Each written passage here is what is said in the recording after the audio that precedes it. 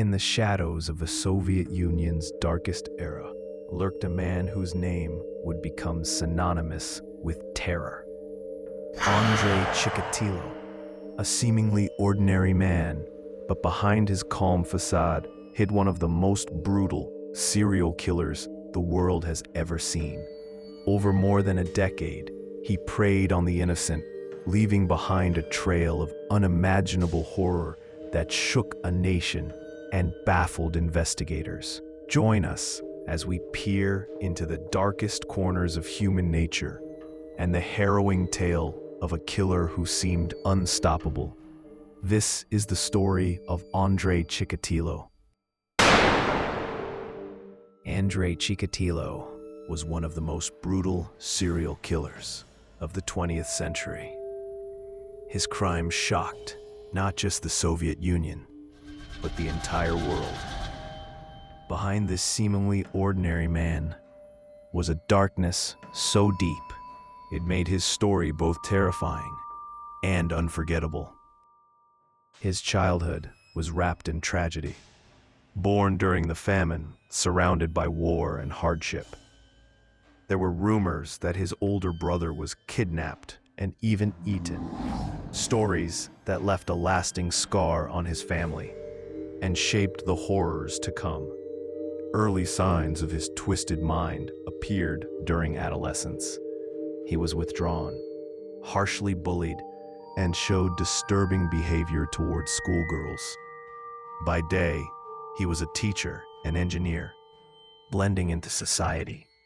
But by night, he hunted children and young women, luring them with promises of food and gifts into his deadly trap. Most of his victims were between 9 and 16 years old. Their bodies often bore dozens of stab wounds, many mutilated beyond recognition.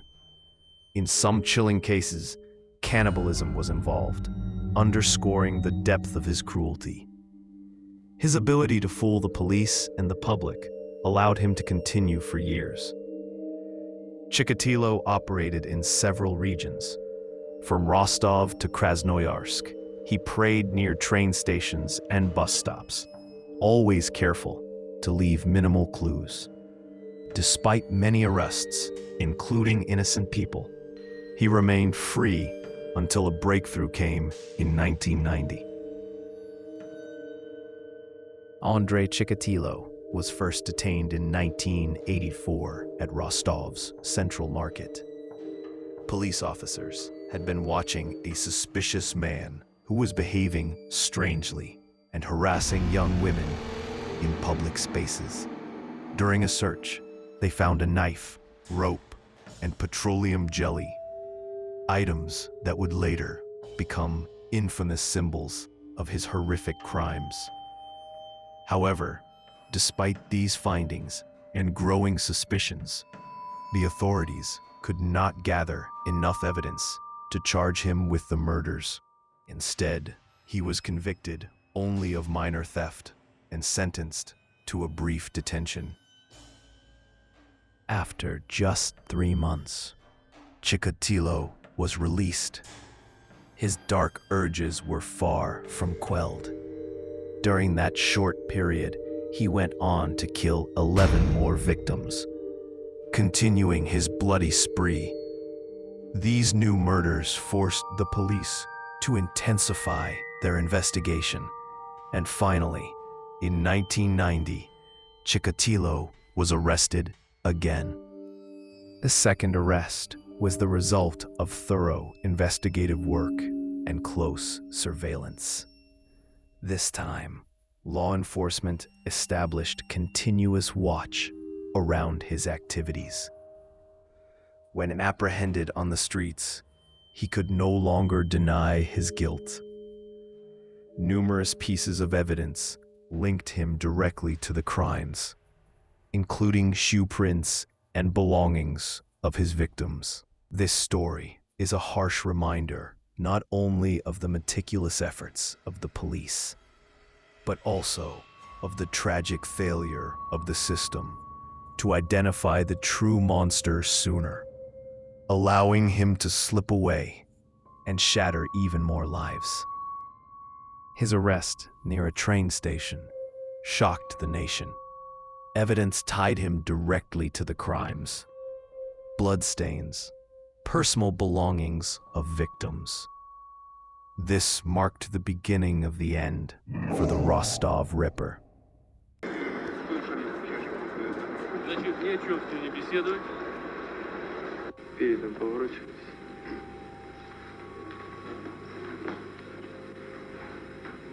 И на камеру. During interrogations, he showed chilling calmness. He confessed to over 50 murders, describing his acts with cold detachment, as if recounting mundane daily events. His lack of remorse left investigators horrified. Вы подробно рассказали об этом на предварительном следствии. Прошли в этот сквер аэропорта. Сквер он называется? Сквер или роща. Роща аэропорта. Да. И там убил ее. Так.